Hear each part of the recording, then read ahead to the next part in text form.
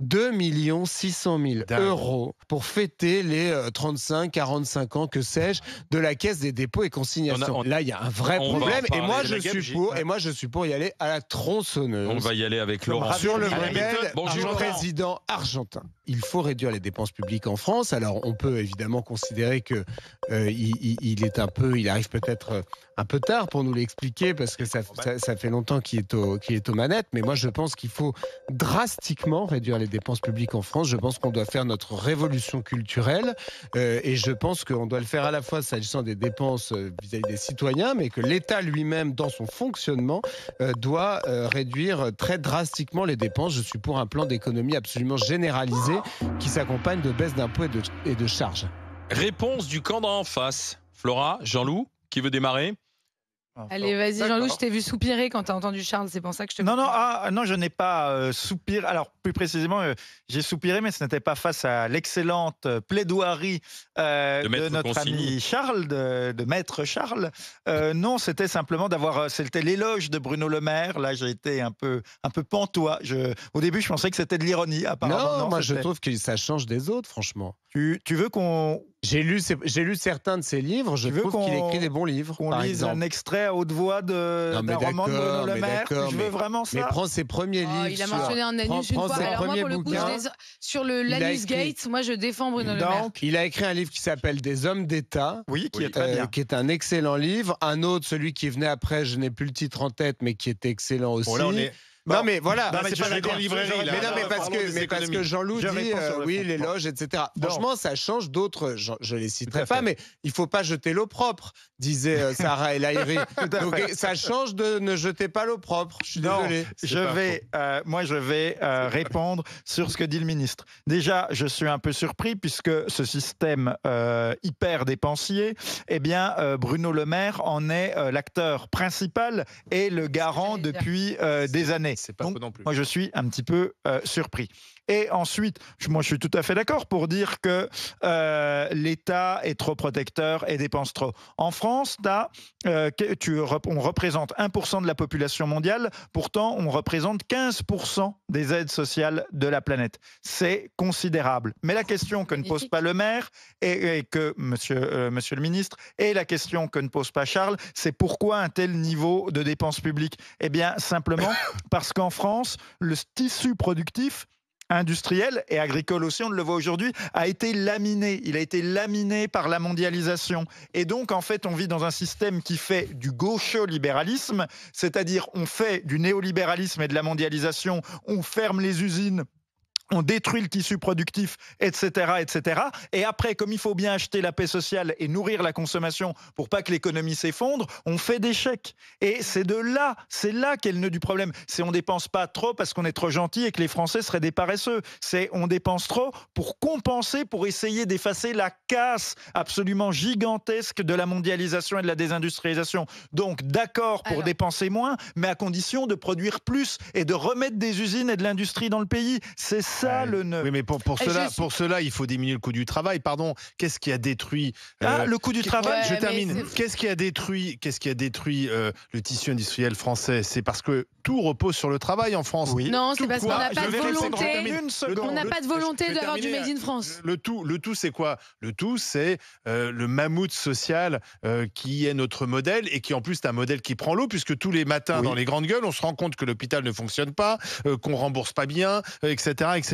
Donc en fait, il faut tout réformer. Comme le dit assez justement Charles, je pense que la méthode Le Maire n'est pas la bonne, et c'est d'ailleurs ce que disait, je vous citais, Marie-Lise Léon de la CFDT. Elle dit: on bricole des économies sans avoir de vision globale, tout est regardé au prisme d'un tableur Excel. Là, on est en train de demander à chaque ministère de faire des économies, et donc forcément, on va pas faire les bonnes, ça va retomber toujours sur les mêmes. La vraie réforme serait effectivement de redéfinir ce qu'est l'État, ce que doit financer l'État, et laisser les citoyens redevenir des citoyens arrêtez de faire des citoyens des enfants. Olivier.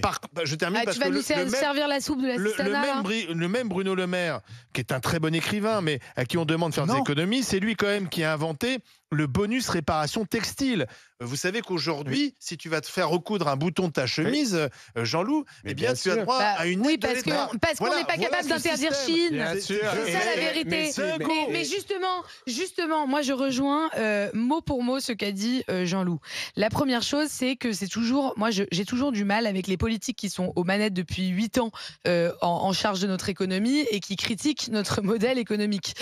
Ça met toujours un peu mal à l'aise. Une fois qu'on a dit ça, je suis encore plus mal à l'aise avec la façon qu'a ce gouvernement de ne pas régler les problèmes et de créer des petites aides, des petits feux. Enfin, même le quoi qu'il en coûte, on est presque à 4 ans jour pour jour du début du confinement. On fête on commémore l'entrée en confinement. À l'époque, on parlait de la grande pandémie, on parlait du nouveau monde, on parlait d'un changement de société. Aujourd'hui, il y a peut-être Gabriel Attal qui a envie d'expérimenter une petite semaine de 4 jours avec les gens de l'URSSAF en Picardie. Enfin, ça suffit en fait de faire de la petite souris au lieu de faire de la politique. Moi, je respecte et j'ai de l'admiration pour les personnalités politiques parce qu'elles sont là pour porter, pour tenir le gouvernail, pour nous donner la direction, pour porter la vision. Là, aujourd'hui, on n'a pas des visionnaires, on a des petits plombiers qui bouchent une fuite ici en réparant un truc là, sans régler les problèmes.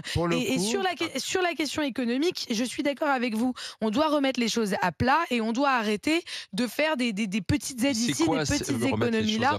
Le problème, c'est la petitesse de leur vision, c'est ça le sujet. Oui, c'est quoi remettre les choses à plat ? Pour le coup, et pour faire des économies. Remettre les choses à plat. Remettre les choses à plat, c'est comprendre que la société change, que le monde change et qu'on a des populations qui sont en grande douleur. Que ce soit les agriculteurs, les gilets jaunes ou les personnes des banlieues, on a des publics en France qui vont pas bien. Là, la deuxième chose, c'est de comprendre que la transition écologique, c'est un changement de paradigme. C'est pas une petite aide pour réparer ton bouton chez le cordonnier. C'est pas ça la transition écologique. La transition écologique, c'est un nouveau regard sur la société, une nouvelle façon de faire, une nouvelle façon de compter et de calculer. Et je crois pas qu'avec des personnes façonnées comme Bruno Le Maire, on sera capable de quoi que ce soit. Je peux te donner 3 chiffres, Flora, parce que ça c'est bien. Vous voyez, machin.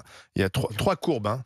La crise, c'est une crise de vision. Oui, la France détient le record de prélèvements obligatoires. 48% du PIB en 2023 selon Eurostat. Record des dépenses publiques. 56% de notre richesse en 2023, dont une bonne part de dépenses sociales. Et on a le taux de dette publique de 111,9% au deuxième trimestre 2023, ce qui classe la France au 4e rang européen, juste derrière la Grèce, l'Italie et l'Espagne. Donc on a le pays qui prélève le plus, qui dépense le plus et le plus endetté. Et on se plaint tous les jours que ça ne fonctionne pas. L'hôpital, la police, la justice, etc.